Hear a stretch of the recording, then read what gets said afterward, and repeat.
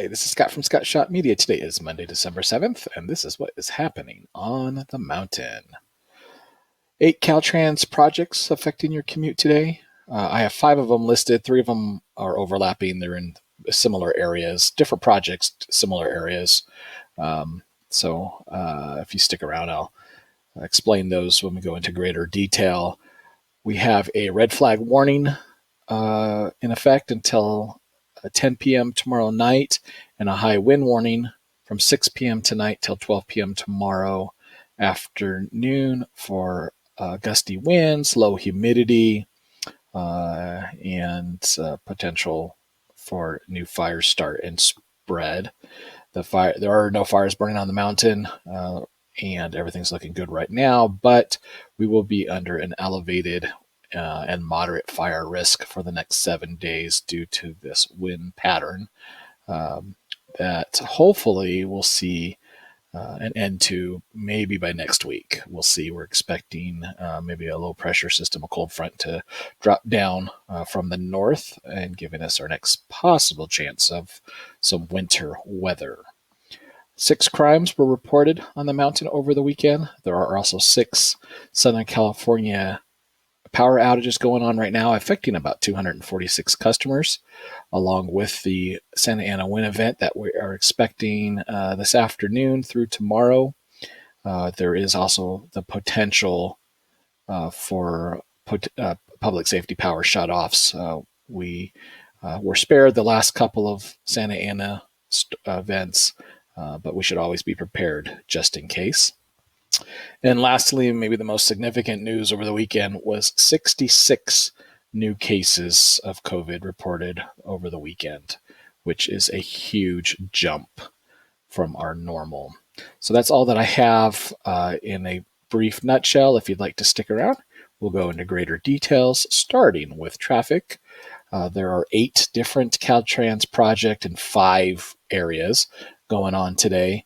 State Route 18, you're slow for the cone zone for crack seal operation and maintenance operations, both on the coming up from below between Crestline and San Bernardino, and then also over in the Arrow Bear area between Keller Peak and Green Valley Lake Road. Ongoing emergency work and crack seal operation on the 38. And ongoing construction on the 189. In fact, 3 different projects going on the 189 today. So just pack your patience if your commute takes you on those highways, and watch out for the workers. Overnight tonight on the 330, you may be down to 1 lane, or you may have a detour on the interchanges as they widen the 210 overnight. Weather's going to be windy starting this afternoon through tomorrow afternoon. We have a red flag warning in effect. We'll have a high wind warning that goes in effect this afternoon through tomorrow. And with that, of course, we'll have an increased fire danger. This is a Santa Ana wind event, probably a moderate Santa Ana event. We may not see too much up on the mountain tops. So most of the mountain communities, so we should be all right. It's the peaks that we've seen in the past that has some really high gusts, and of course our canyons and passes are expected to see some pretty significant wind gusts as well. So we need to practice our fire safety, be on the lookout, report anything that is suspicious. Once that event clears, we should have some mostly sunny weather, more fall-like conditions, and for until about maybe early next week, when we're expecting to see hopefully our next chance of some winter weather. But until then, we are going to be under a red flag warning and a high wind warning throughout most of the western half of the mountain. Bear Valley, because it is a little protected from mountaintops, shouldn't see too much dangerous weather. But certainly all the passes and peaks around the San Bernardino Mountains are at risk. And that is expected to start gusting this afternoon at 12 o'clock, peak overnight, and then diminish maybe by 12, 1, 2, 3 o'clock tomorrow. And we should have a week worth of minimal wind activity until about Tuesday the 15th. And this is actually not a Santa Ana wind event going on here. This is actually a cold front that we're hoping makes its way all the way down south and may even give us a chance of rain. And if we're really lucky, maybe some snow. But for today and tomorrow, we are at a moderate threat level due to gusty winds, low humidities, and drying out fuel moisture. And that risk drops down to marginal for Wednesday and then no rating for the rest of the weekend into the weekend.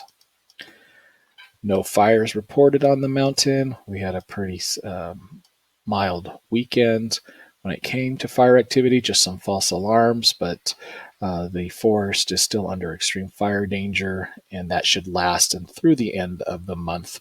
And hopefully by then we'll have some significant moisture on the ground. But at least for the next 7 days, we'll be at a moderate fire risk on the mountain top. There were a handful of crimes reported on the mountain over the weekend.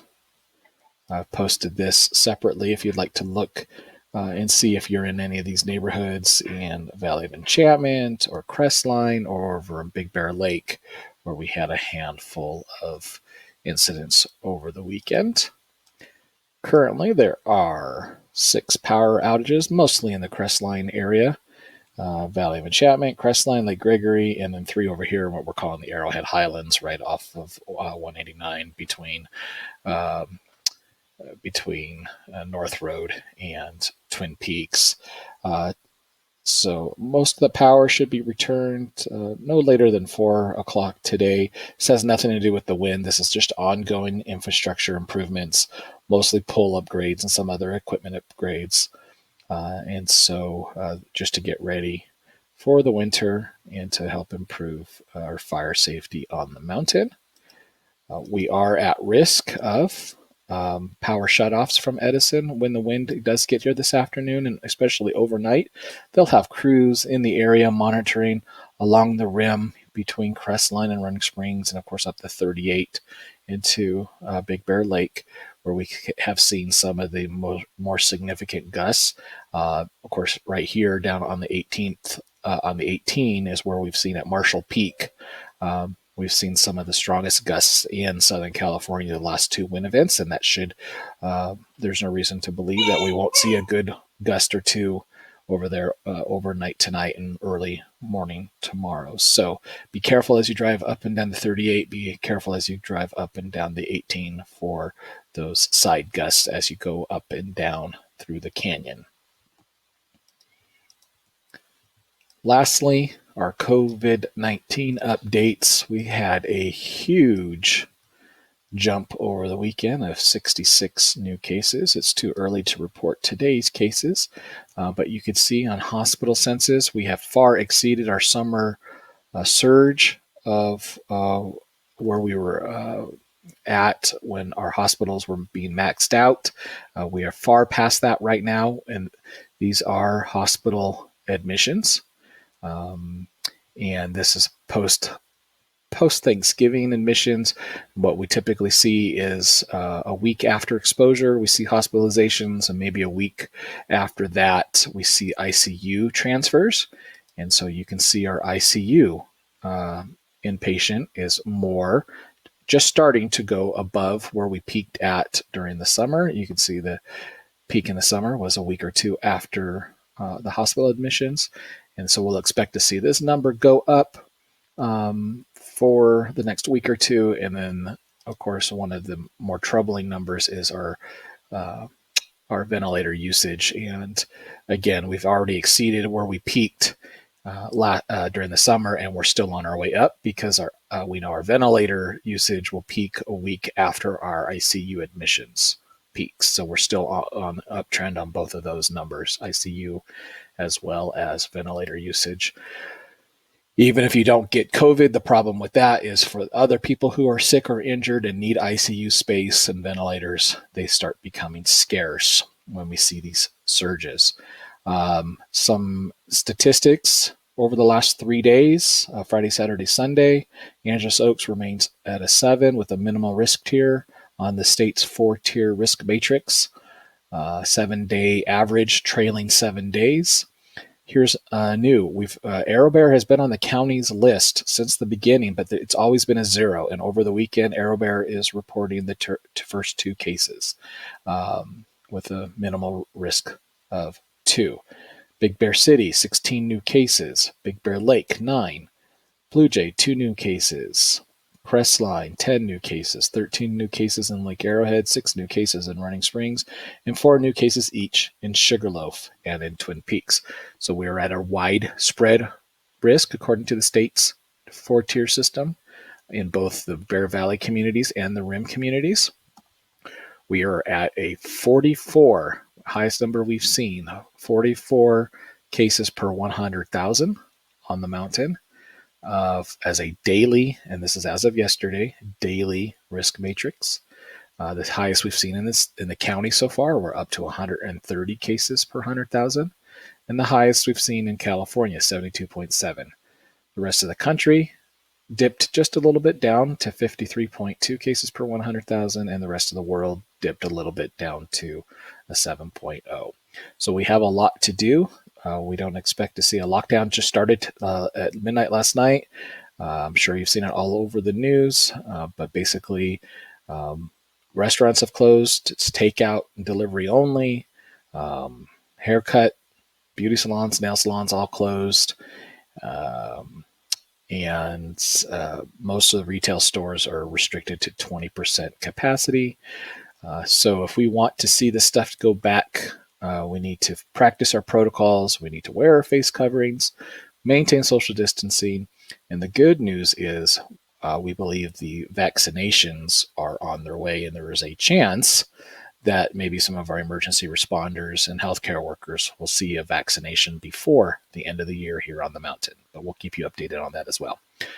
Again, this is Scott from Scott Shot Media. Feel free to share and like, especially if you found this information useful.